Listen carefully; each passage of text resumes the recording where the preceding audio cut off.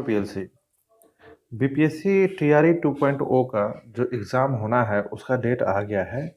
और ये डेट जो भी अभी आया है ये रिवाइज डेट है, मतलब इससे पहले भी डेट आया था, उसमें कुछ बदलाव करके फिर से एक नया डेट तय किया गया है। ज़्यादा का अंतर नहीं है, एक दिन का अंतर है, ठीक है। एक आध दो दिन का अंतर है।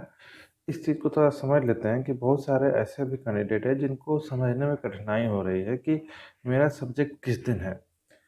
हालांकि बहुत सारे लोग को पता चल गया होगा कि उनका सब्जेक्ट किस दिन है। हालांकि कंप्यूटर साइंस की ही मैं बात करूंगा यहाँ पे।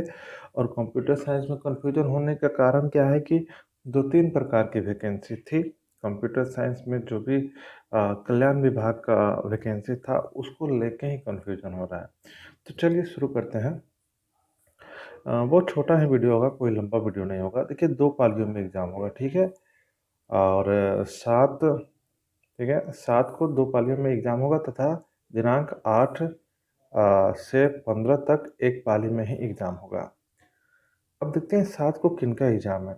7 दिसंबर गुरुवार का दिन पड़ रहा है, तो किनका एग्ज़ाम है। तो जो पहला सिटिंग है, फर्स्ट सिटिंग है, प्रथम पाली जो है उनमें प्रधानाध्यापक पद के लिए है। तो ये तो आपके लिए नहीं है, तो इसको सरासर इसे काट दीजिए। चलिए हटिए, आगे बढ़ते हैं। जो द्वितीय पाली है उसमें विषय पे फोकस कीजिए, संगीत और कला। तो कंप्यूटर साइंस वाले को संगीत कला से कोई मतलब नहीं है, तो ये भी आपके लिए नहीं है।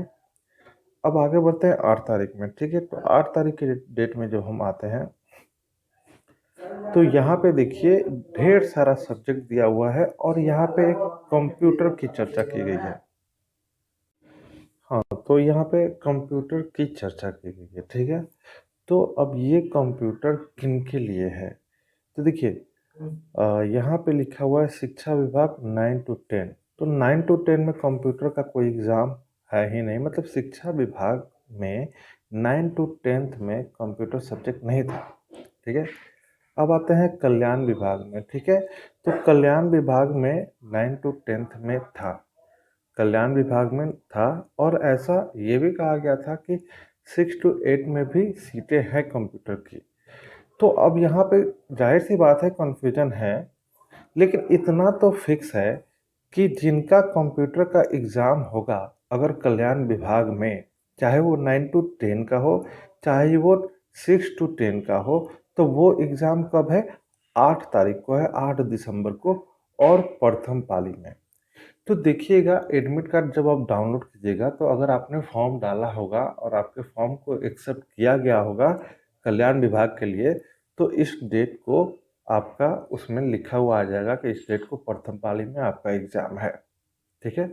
आगे बढ़ते हैं। अब यहाँ पे हम लोग आते हैं 9 तारीख को। तो 9 तारीख को कहीं से भी कंप्यूटर साइंस का एग्ज़ाम नहीं है, तो इसे आप काट दीजिए, ठीक है। 10 तारीख को देखते हैं, तो यहाँ पे भी कहीं से कंप्यूटर साइंस का एग्ज़ाम नहीं है, इसे भी काट दीजिए। 14 तारीख को देखा जाए तो यहाँ पे भी ये तो 1 to 5 के लिए, तो यहाँ पे भी कंप्यूटर साइंस की कहीं से कोई एग्ज़ाम नहीं है, इसे भी काट दीजिए।